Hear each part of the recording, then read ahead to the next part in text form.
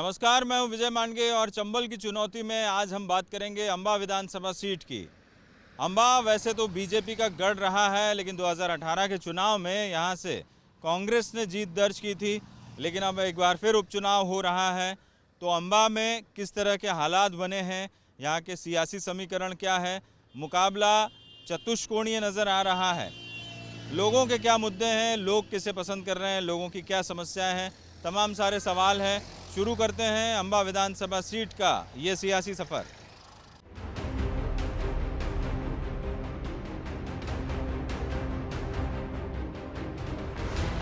तो अंबा विधानसभा सीट शहरी होने के साथ साथ ग्रामीण ज़्यादा है। यहाँ पर गांव के लोग ज़्यादा रहते हैं और जैसे देख सकते हैं आपकी ये बाजरे की फसल कट चुकी है, खेतों में नए फसल लगाने की तैयारी में किसान जुटा हुआ है और इधर चुनाव की सरगर्मियां भी हैं।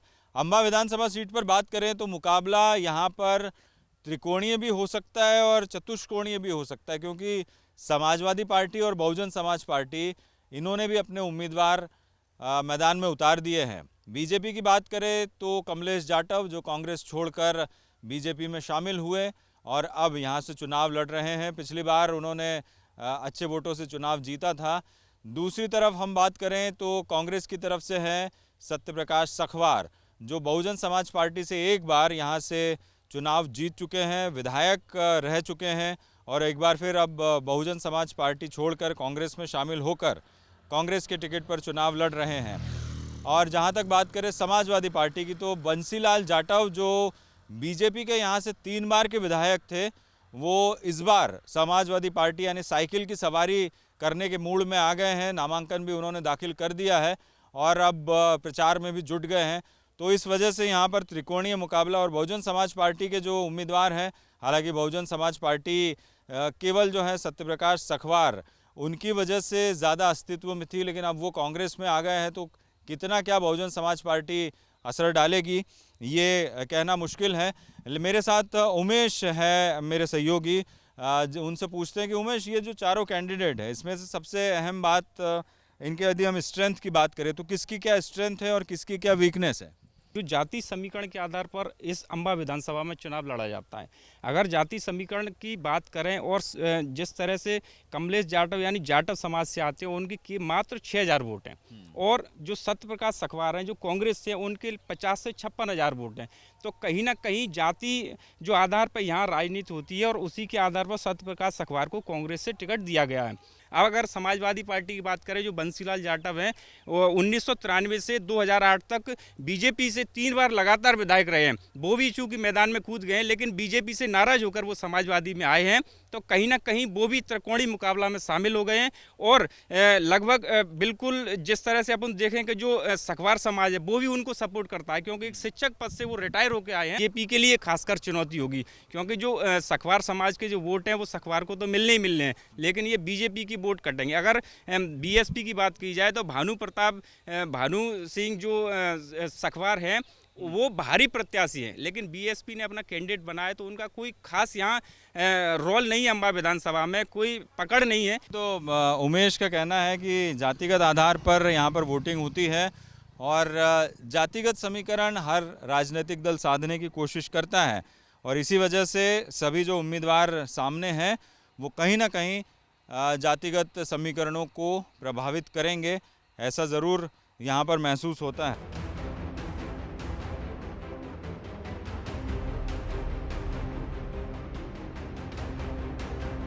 जहाँ तक इस सीट के जो है समीकरण की बात करें तो यहाँ पर कुल वोटर हैं 2,23,000 और पुरुष मतदाताओं की संख्या है 1,18,000, महिला मतदाताओं की संख्या है 1,01,000।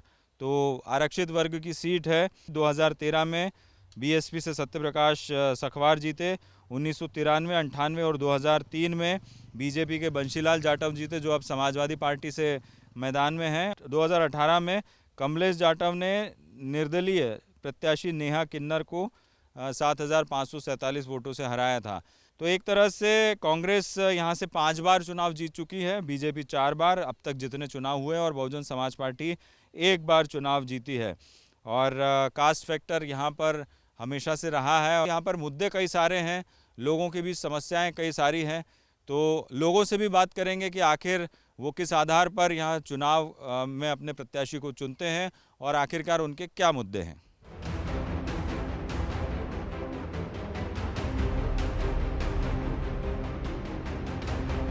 तो इस समय हम अंबा विधानसभा सीट पर हैं और जोटाई गांव में हैं। दरअसल ये पोरसा का एक छोटा सा गांव है और यहाँ पर इस समय हम देखें तो जैसे जैसे चुनाव नज़दीक आ रहा है, उपचुनाव की तारीख नज़दीक आ रही है, लोग ऐसी चौपाल पर बैठकर चुनाव की ही चर्चा कर रहे हैं। सही बोल रहा हूँ दादा मैं? आपका नाम क्या है? पहलवान जोटी वाले जी। तो अभी इस समय क्या चुनाव की चर्चा कर रहे थे आप लोग? हाँ, हम लोग चुनाव की चर्चा कर रहे थे। तो क्या लग रहा है इस बार चुनाव में? अभी तो कोई निर्णय तो नहीं हो रहा, बैठ जाता हूँ। हाँ। लेकिन क्षेत्र हमारा बीजेपी का है। और आगे देखो भविष्य में जनता का रुझान क्या होता है, वो निर्णय कुछ आगे से होगा। अभी से निर्णय हमारी जनता कुछ ले नहीं पा रही है। तो उसकी वजह क्या है निर्णय न लेने की? ये कुछ प्रत्याशियों की वजह है। कोई किसी पे कोई का आरोप लगाते हैं, कोई किसी पे कुछ करती हैं, केस लगाते हैं। ये निर्णय है। ये ठाकुर बावली क्षेत्र है। इसमें क्या है कि जो लोग ये यहाँ हरिजन सीट है, तो हरिजन सीट पे क्या है कि वे हरिजन ही उतरती हैं, तो वोट तो किसी को देना ही है अपन को। लेकिन कारण ये है कि अब ये हरिजनों के माध्यम में हम लोगों को बड़ा विभाजन हो रहा है। बाकी देखें तो प्रत्याशियों के चयन को आप देख रहे हैं कि कौन क्या कितना ठीक है, लेकिन इस बात पर नहीं देखते कि कौन कितना विकास करने वाला है या ऐसा कुछ नहीं होता यहाँ पे। विकास तो अभी सर इस क्षेत्र में किसी विधायक ने मतलब ऐसा कुछ नहीं किया जो महसूस हो जाता जनता को हमारी को, मतलब हाँ जी हमारे विधायक साहब की तरफ से 1 करोड़ रुपए पंचायत में लग दिया, 50 लाख लगा दिया, कुछ लगा, ऐसा कुछ नहीं। 2-4 लाख रुपए दे दिए, उससे क्या होता है, क्या विकास होता है? वो प्रत्याशी नहीं आया इस गांव में, अभी तक आया ही नहीं। अब मिला किससे? क्या हम प्रत्याशी के पास हम जाएं? दादा दिक्कतें क्या क्या है गांव में? दिक्कतें खाएगी पानी करे खा रहे हैं, मेहनत कर रहे हैं, राजा को ना कर रहा, क्या कागज दे दे वोट। लेकिन मतलब वो है कि वो उससे वो जी भाव है कि जुबान से उल्टे उसको देखा हूँ इतना नहीं कराई। वो बाबा की सारी बेइज्जती करवाई गई, एक्टर लगवाए जाओ जी, राय ठंडी मोड़ी दिन दहाड़े मरवाई गई। ऐसे में का करो नी को करो जे, तो विधायक मतलब जी गलत होता है। तो वो कांग्रेस में था पिछली बार। पहले कांग्रेस में, अब जिनका कुछ अदला बदली ये तो रोज करती है। जिन्हें पैसा मिले या कुछ मिले, कैसे भी जाएं, उसके बारे में अपन कह नहीं सकते कि अपने सामने कोई बात नहीं हुई है। लेकिन ये जानकारी नहीं है कि कहने का मतलब ये है कि ये जिन्हें पद मिले, चाहे कौन सी पार्टी में जाए, भाड़ में जाए सरकार, चाहे पब्लिक भाड़ में जाए। तो कुल मिलाकर गांव के लोग चिंतन मनन कर रहे हैं, विचार विमर्श कर रहे हैं कि आखिरकार कौन सा प्रत्याशी सही है, कौन सा प्रत्याशी जो है वो लोगों के बीच में जाता है। और गांव के लोगों की, यहाँ के इस विधानसभा क्षेत्र के लोगों की मानसिकता है कि प्रत्याशी कैसा होना चाहिए जो सभी लोगों के साथ, सभी लोगों को साथ में लेकर चले। कुछ और लोगों से आगे भी बात करेंगे।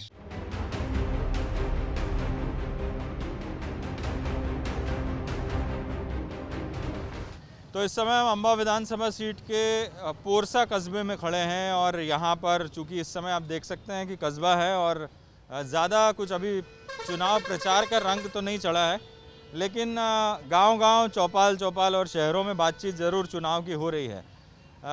जो चुनाव हो रहा है, एक तो 15 महीने बाद फिर वोट करने वाले हैं, तो यहाँ पर कैसे वोटिंग होती है, मुद्दों पर, विकास पर कैसे वोट होता है?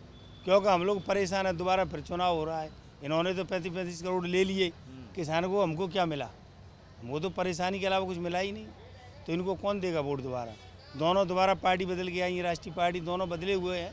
पार्टी बदल दी, कैंडिडेट बदल दी, क्या हो गया? बताएं यहाँ क्या किन मुद्दों पर होता है चुनाव, यहाँ क्या विकास? यहाँ पे सर एक तो सबसे समस्या यहाँ क्षेत्र की ये है कि यहाँ पे अपने यहाँ सबसे बाईपास नहीं है, सारे वाहन पर सर से गुजर रहे हैं। इस बड़ी समस्या रही क्षेत्र की। यहाँ कई हादसे होते हैं और यहाँ जातिवाद पर लेकर चुनाव होता है यहाँ, जबकि सामान्य वर्ग यहाँ ऐसी सीट है और सबसे बाहुबली क्षेत्र अपना सामान्य वर्ग का है यहाँ पे। अगर कोई ऐसी समस्याएं जो होती हैं जब लोगों पे जानबूझ के जो एक्टर थोपी जाती हैं बाद में, ये उसमें चुनाव उपचुनाव बन रहा है। आगे समय में यहाँ की सबसे समस्या बड़ी है, शासकीय हॉस्पिटल में इन्हें बेड तो बढ़ा दिए पर यहाँ स्टाफ नहीं है, डॉक्टर नहीं है, कोई सबसे बड़ी समस्या है। समस्या तो सभी है सर, जैसे अब आप बताइए, ना तो यहाँ पे हॉस्पिटल, कोई अगर किसी की उंगली भी कट जाए तो उसे मुरैना रेफर करते हैं, ठीक है। यहाँ पे बीजेपी का हाल बुरा है, ठीक है।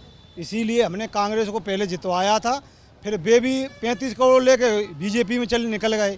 चले जाता भजे वोट मांगे वे का है, जब अतिक्रमण आता तो गरीब नहीं कोई सुनतो ना, ठेला पेला उल्लत भेजते थे कहे थे कछ नहीं है, तब कोई ना तो नहीं था। आज तक 5 सूबे आ रहे हैं चुनाव के टाइम पे, और जब चुनाव खत्म है तब से आज शकल दिखाए हुए आए।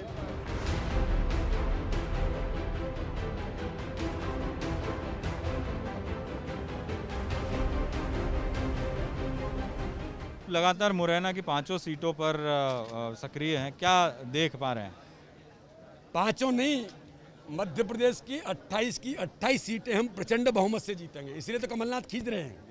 अभी आपने एक चीज कार्यकर्ताओं को बोली कि राजनीतिक फैसला ले, राजनीतिक फैसला लेना है, क्योंकि जो गुमराह करने का काम, ये झूठ मंडली जो है, अब जैसे दिग्विजय सिंह महाझूठा है, जो 2018 में कह रहा था कि मैं जनता के बीच जाता हूं तो वोट कट जाते हैं, वो हमारे प्रत्याशियों पर आरोप लगा रहा है, तो इसकी सत्यता को कोई मानेगा?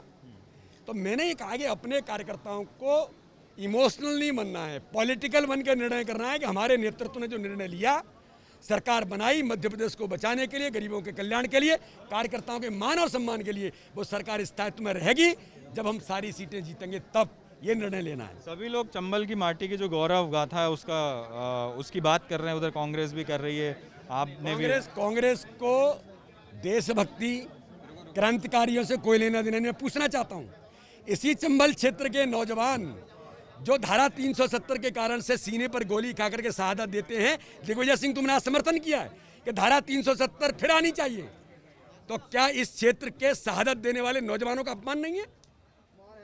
इसलिए लोग बात कर रहे हैं। तुमको क्या अधिकार है दिग्विजय सिंह और कमलनाथ? तुमने कहाँ जमीन देखी है, तुमने कहाँ गरीबी देखी है, तुमने कहाँ शहादत देखी है?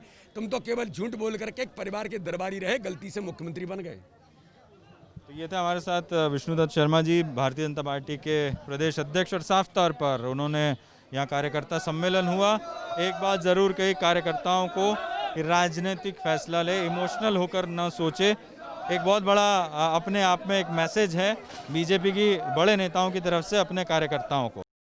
और इस समय हमारे साथ है अंबा क्षेत्र के बीजेपी के प्रत्याशी कमलेश जाटव साहब। और कमलेश जी जो पहले कांग्रेस के टिकट पर चुनाव जीते, अब बीजेपी में हैं और लगातार क्षेत्र में प्रचार कर। जाटव साहब, सबसे पहला सवाल तो कि पिछली बार कांग्रेस से जीते थे, अब बीजेपी से लड़ रहे हैं, तो दोनों चुनाव में अंतर क्या है? दोनों चुनाव में मैं कांग्रेस से जीता था, उस समय लंबे समय से यहाँ कांग्रेस की सीट नहीं जीती थी, तो लोगों का एक सोच थी कि बीजेपी की लंबे समय से सीट रही है, तो पुनः अगर चेंज करेंगे और कहीं कांग्रेस की सरकार बनेगी तो बहुत विकास अच्छे होंगे। उस भावना को लेकर लोगों ने मुझे एक तरफा मत दिया था और मेरी जीत हुई थी। और आज मैं बीजेपी से हूँ तो ये बताना चाहता हूँ कि 15 महीने का कार्यकाल मैंने देखा है। जो वल्लभ भवन में एक दलाली का अड्डा बना हुआ था, उसको मैंने नज़दीकी से देखा है। मेरे क्षेत्र की जनता ने देखा है कि 15 महीने के कार्यकाल में हमने कोई विकास नहीं कर पाया था। इस वजह से विकास की ओर हम देखते हुए हमने ये इस्तीफा दिया और आज जनता के बीच जा रहे हैं और मुझे जनमत मिल रहा है, ये मैं आपको भरोसा दिलाता हूँ। चूँकि ये राम प्रसाद बिस्मिल की भूमि है, तो यहाँ पर जो कांग्रेस के लोग हैं और दूसरे विपक्षी दल हैं, वो दल बदल और गद्दार और इस तरह का मसला ज़्यादा उठा रहे हैं, उसको लेकर कुछ कहना चाहेंगे? मैं गद्दार कह रहे हैं कांग्रेसी और ज़्यादातर दिग्विजय सिंह जी कह रहे हैं। मैं माननीय दिग्विजय सिंह से एक शब्द पूछना चाहता हूँ आपके माध्यम से कि जब बीजेपी में उनके भाई गए थे तो वो किस आधार से गए? गद्दारी के आधार से गए कि पैसे के आधार से गए? किस आधार से गए? एक बार उनसे आप ज़रूर पूछें, ये मैं उनसे कहना चाह रहा हूँ।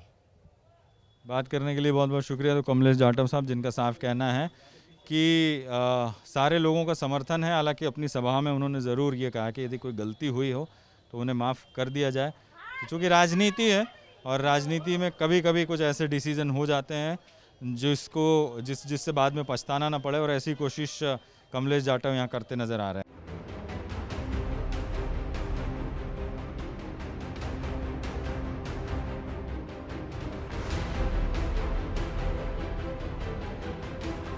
तो तो इस समय हम अम्बा सीट पर है और यहाँ से जो कांग्रेस के कैंडिडेट है डॉक्टर सत्यप्रकाश सखवार, उनके लिए कांग्रेस के तमाम सारे नेता पूरी तरीके से यहाँ पर डटे हुए हैं प्रचार के लिए। और मेरे साथ दो कांग्रेस के यंग लीडर्स हैं, एक तो है रजनीश सिंह जी और दूसरे नीलांशु जी हैं।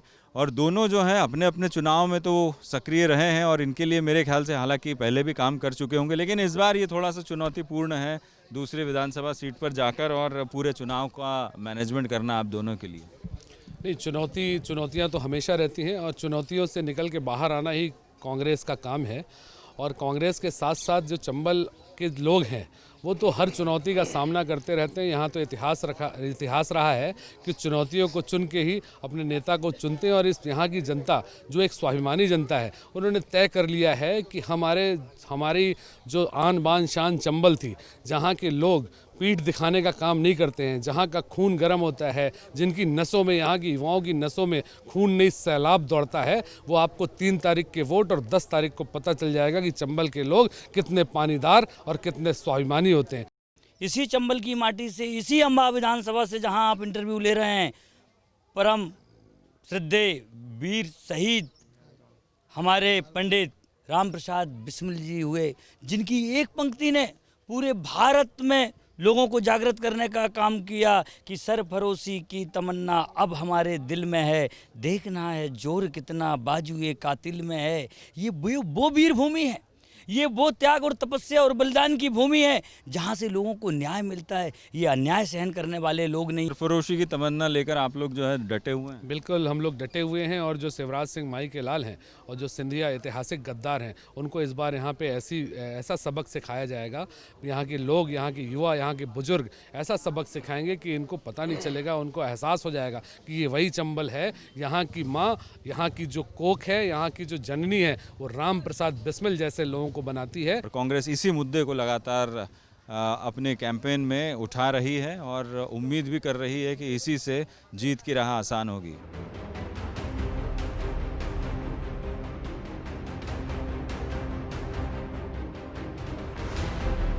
तो इस वक्त मेरे साथ है अम्बा विधानसभा सीट से कांग्रेस के उम्मीदवार डॉक्टर सत्यप्रकाश सखवार, जो पहले भी एक बार इस सीट से विधायक रह चुके हैं और उस समय वो बहुजन समाज पार्टी से विधायक थे, अब कांग्रेस के टिकट पर उपचुनाव लड़ रहे हैं। क्योंकि बड़े बड़े नेताओं की सुरक्षा में तैनात थे और उसके बाद विधायक तक का सफ़र आपने तय किया, तो राजनीति में आने का कैसे ख्याल आया, या कुछ ऐसा कुछ हुआ था आपके साथ कि आप राजनीति में आ गए, आप अच्छे खासे एक नौकरी कर रहे थे? नहीं, ऐसा है जी। मैं सम्मानीय अर्जुन सिंह जी की सुरक्षा में रहा हूँ, तो मैंने वहाँ से कुछ देखा, सीखा, समझा और फिर मैं नौकरी मैंने बीए किया, एलएलबी किया, पॉलिटिक्स से एमए किया, 4 बार मैंने पीएससी दिया है, 2 बार मैंने सीए दिया है। मेरे मन में आगे बढ़ने की ललक थी। चूँकि मैं ओवरेज हो गया तो मेरा रास्ता रुक गया। फिर मैंने सोचा अब क्या करना चाहिए। तो उस समय हमारे मानवर कांसीराम साहब एक बात बताते थे कि पढ़ लिख के अधिकारी बनना पावर है और विधायक बनना सुपर पावर है। उन्हीं की बात को लेकर के मैं सुपर पावर की खोज में निकला और संकल्प के साथ निकला कि ये काम मैं करके ही रहूँगा। तो मैं बड़ी सख्ती से, निष्ठा, ईमानदारी, त्याग और बलिदान से मैं क्षेत्र में लगा। लोगों का मुझे प्यार मिला, स्नेह मिला और मैं 2013 के चुनाव में 12,000 चुनाव जीता हूँ। अभी तक का रिकॉर्ड मत। और अब जो कमलेश जाटव जो पहले कांग्रेस के टिकट पर चुनाव लड़े, अब बीजेपी से लड़ रहे हैं, वो उन्हें किस रूप में आप प्रतिद्वंदी के रूप में कितना मानते हैं? देखिए, कमलेश क्या है, कमलेश नए विधायक बने थे, कोई व्यापारी थे या ठेकेदारी करते थे। क्षेत्र में लोगों के बीच में रहना और राजनीति में मजा हुआ व्यक्ति होना, ये बड़ा विषय होता है। वो जानते भी नहीं हमने क्या बोल दिया। राजनीति में एक एक भाषा का बड़े सदके इस्तेमाल होता है। वो तो यही कह देते थे कि मेरे को ब्राह्मणों ने वोट नहीं दिया, मेरे को ठाकुरों ने वोट नहीं दिया, मेरे को फलाने व्यक्ति ने वोट नहीं किया। ये शैली नहीं होती है। शैली भले ही वोट कोई ना करे, हमारी शैली ये होनी चाहिए कि मुझे पूरे क्षेत्र के जन जन का वोट मिला है, सबका आशीर्वाद मिला है, क्योंकि जीतने के बाद तो सबका ही मिला है, ऐसा होना चाहिए। मगर बहुत सारी चीज़ें उनमें देखी गई, ये उनमें नहीं था। अब बंसीलाल जी भी चले गए समाजवादी में और बहुजन समाज पार्टी के भी यहाँ पर उम्मीदवार है, वो कुछ फर्क पड़ेगा? कोई ज़्यादा फर्क नहीं पड़ेगा। समाजवादी का यहाँ वोट भी नहीं है, कोई ऐसा ज़्यादा कुछ खास नहीं है। और बहुजन समाज? बहुजन समाज पार्टी तो पूरी मैंने बनाई थी, मेरे साथ में है, अभी लोग सदस्यता दे रहे हैं। तो सत्यप्रकाश सखवार साहब एक सुरक्षा कर्मी थे नेताओं के और आज विधायक तक पहुँचे और अब एक बार फिर विधायक बनने की, उन्हें चुने जाने की उम्मीद है।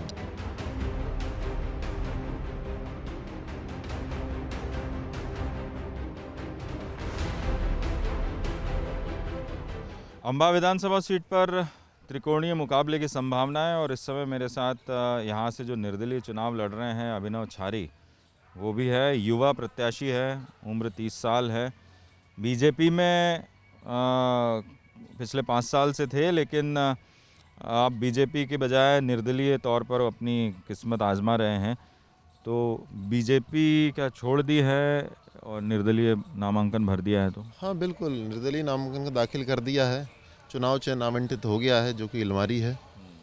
और अब जैसी जनता की मांग पे मैं आया हूँ चुनाव लड़ने के लिए, तो चुनाव लड़ रहा हूँ। तो क्या शुरू से राजनीति में, जैसे 5 साल से बीजेपी में थे, बहुत काम भी किया जैसा आप बता रहे हैं, तो राजनीति में आने का पहले से ही लक्ष्य था? बालकाल से ही सपना था। जब हम छोटे बच्चे होते हैं, कोई डॉक्टर बनता है, कोई इंजीनियर बनता है। 4वीं-5वीं क्लास के मित्रों को भी याद है, मैं तब भी राष्ट्र के लिए कुछ करना चाहता था, राजनीति में आना चाहता था, सेवा से जुड़ना चाहता था। अच्छा, यहाँ जब आप चुनाव लड़ रहे हैं, क्या देखते हैं ये क्षेत्र जो है, वो मुद्दे क्या हैं, लोगों के बीच क्या मुद्दे लेके जा रहे हैं? क्षेत्र मुख्य रूप से जो काफ़ी जो आवश्यक मुद्दे हैं, जैसे कि शिक्षा, स्वास्थ्य। शिक्षा की दृष्टि में मेरे को नहीं लगता है कि गत 30-40 वर्षों से किसी भी व्यक्ति ने, हमारे क्षेत्र के किसी भी जनप्रतिनिधि ने ऐसा कुछ करके बताया हो, दिखाया हो कि जिससे लोगों को बड़ा लाभान्वित होना पड़े। हमारे बच्चों को यहाँ से ग्वालियर पढ़ने जाना पड़ता है। चूँकि मैं खुद पोरसा का रहने वाला हूँ, लेकिन मेरी सारी शिक्षा ग्वालियर ही रही है, क्योंकि अगर शिक्षा का अभाव यहाँ जो मिलता है, उसकी पूर्ति के लिए आदमी बाहर जाना पड़ता है। पोरसा जो एक कॉलेज है, उसमें एक ही कोर्स चलता है, उसके अलावा शिक्षक नहीं है। यहाँ के जो स्थानीय पार्टी के नेता हैं और बीजेपी में अंदरूनी तौर पर, क्या वो एक्सेप्ट हो गए हैं, क्योंकि आप बेहतर तरीके से जानते हैं, और वो क्या साथ मिल रहा है उनको? किसी भी रूप से भाई साहब आप ये समझ सकते हैं कि अगर कोई भी व्यक्ति दल बदल कर आता है, तो पहले एक दल में रहता है, एक दल में रह के जनता का विश्वास जीतता है और फिर दल बदल देता है। तो इसको कहीं ना कहीं जनता ये मानती है कि आपने हमें और हमारे मत को, हमारे मत अधिकार का दोहन किया, हमारे साथ छल किया है। तो जो लोग दल बदल कर आए हैं, उनके साथ जनता का मेरे को नहीं लगता कि कोई जुड़ाव रहेगा। आक्रोश ही हो सकता है, प्रेम तो नहीं होगा किसी भी भूमिका में। बीजेपी में आए वो दूसरे दल से, तो बीजेपी के एक्सेप्ट कर रहे हैं क्या? बीजेपी के कुछ बेमन से लोग साथ में तो चल रहे हैं, क्योंकि कहीं ना कहीं संगठन का दबाव है, लंबे समय से पदों पे रहे हैं। कुछ लोगों ने अपना पूरा जीवन ही भाजपा के लिए खपा दिया है, तब उनको ऐसा लगता है कि अब जीवन के जो कुछ साल बचे हैं वो भी हम भाजपा में ही गुजार देंगे।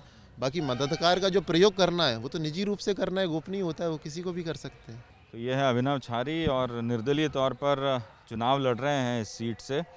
एक युवा सोच है और युवा विज़न है उनके पास कि क्या करना है इस क्षेत्र के लिए।